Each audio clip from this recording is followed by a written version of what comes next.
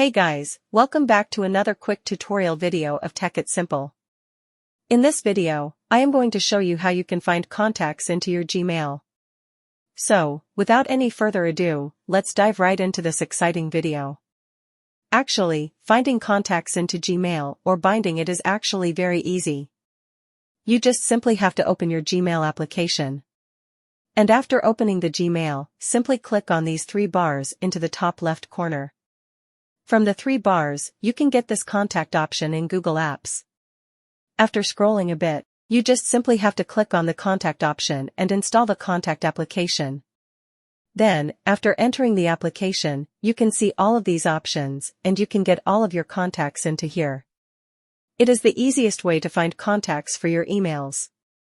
And from here, you can get all of your contacts. I hope this video was helpful for you. If yes, don't forget to like, share, and subscribe to the channel to never miss another update. Thank you for watching the video.